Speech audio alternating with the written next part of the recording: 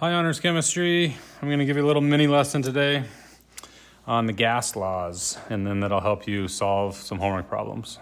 So the first thing I want you to know is that we're going to be using the PowerPoint called Gas Laws Notes from 2016.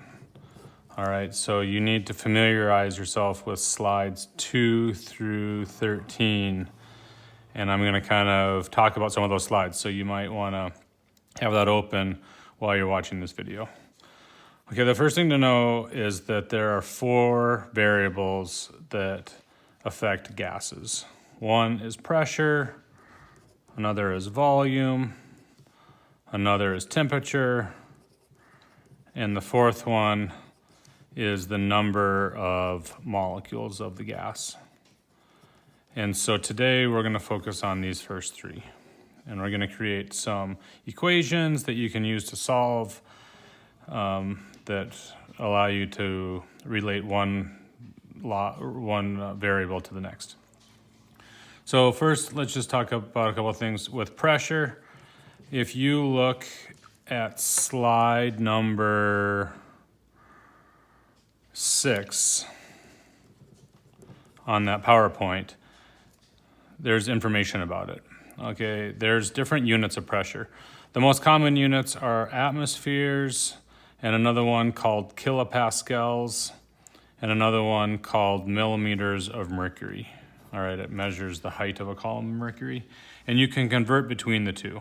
So, for example, 1 atmosphere is equal to 101.3 kilopascals, which is equal to 760 millimeters of mercury. And so we can convert between units just like you're doing stoichiometry. Okay, when you're referring to temperature, look at slide 7, and often we use Celsius, but in gas laws, we're going to use a temperature called Kelvin. All right, and the conversion is 0 Celsius is equal to 273 Kelvin. So what you do is you just add 273 to each Celsius temperature in order to convert. And so we have to use Kelvin for all the problems. And so if the problem gives you the temperature in Celsius, you have to convert to Kelvin before you plug in and solve. Okay, if you use Celsius, you'll get the wrong answer. And volume, we typically use liters, but we might use milliliters, and 1,000 milliliters equals a liter if you had to convert. So there are some simple gas laws. So if you're looking at slide 10, there's a law that deals with pressure and volume. It's called Boyle's law. And what it allows you to do is calculate the pressure and the volume at before and after.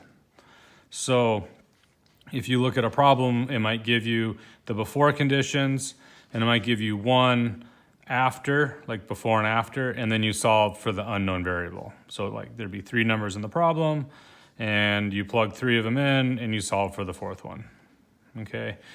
If you advance to slide 11, there's a slide that deals with volume and temperature. And these have a direct relationship, and you can show that with dividing. So the volume versus the first temperature is equal to the volume, the second volume and the second temperature. Okay, and then if you move to slide 12, there's another law that deals with pressure and temperature. Again, you have before and after, okay? And there's some overlap here. So pressure and volume, volume and temperature, pressure, temperature. We can put all of them together into what's called the combined law, which is described on slide 13. It's called the combined law because it combines them all. So we have P1 V1 over T1 equals P2 V2 over T2.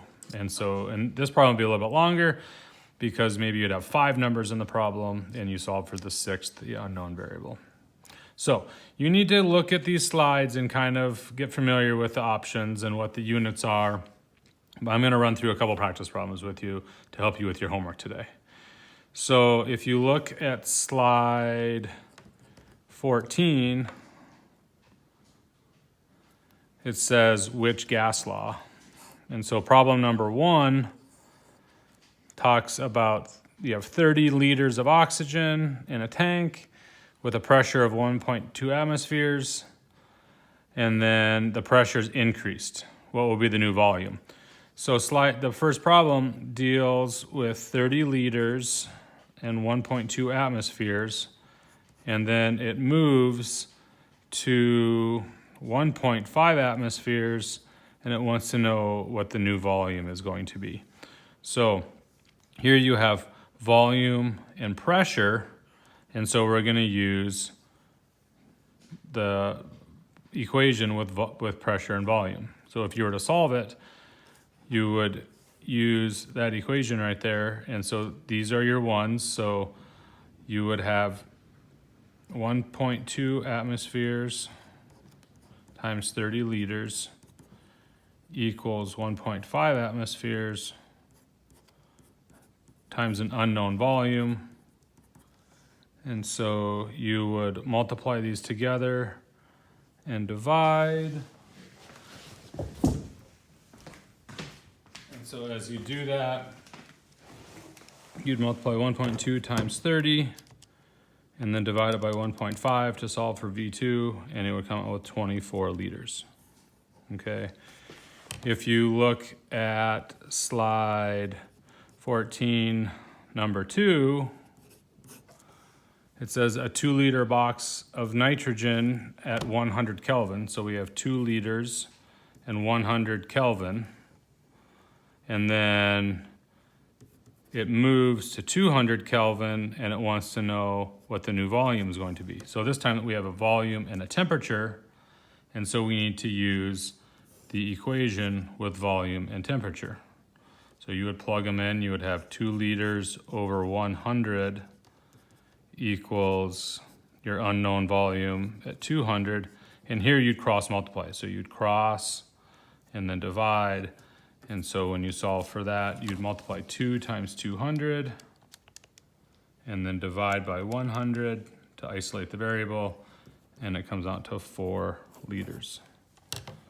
Okay, so what you're doing is, as you read the problem, you're trying to match up the variables to the equation that you need to use.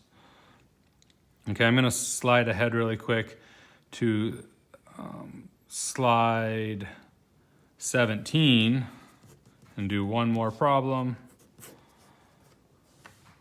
And if you look at the third problem on there, it says the gas has a pressure of 103 kPa and a temperature of 80 Celsius. Okay. Now, to do this problem, we're going to have to move that into Kelvin. Okay. And then if you keep reading, the can is placed into a freezer, so the new temperature is, I looked at that wrong. This is 25 Celsius, and then it's negative 80 Celsius. But the point is that we're going to need to move these into Kelvin in order to solve it before we plug it in. So to do that, I'm going to get a new piece of paper here. All right, so again, that problem number 3, we're going to have to do 25 Celsius and add 273.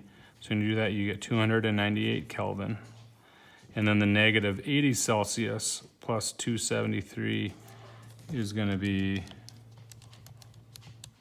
193 Kelvin. So these are the numbers we have to use. If you can't use Celsius in the problem. All right, so we're going to need to use the equation with pressure and temperature. So it's P over T equals P2 over T2. So the initial pressure is 103. The initial temperature is going to be 298. Again, you have to use Kelvin. You cannot use Celsius. And we're going to solve for the second pressure when the temperature drops because it's in the freezer. All right, so you'd cross multiply and then divide. So you'd have 103 times 193 equals P2 times 298. If you divide both sides by 298, P2 comes out to, let's see, 103 times 193 divided by 298.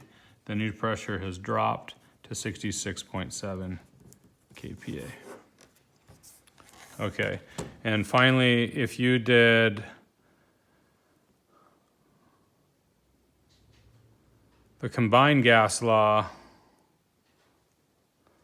like if you advance to slide 20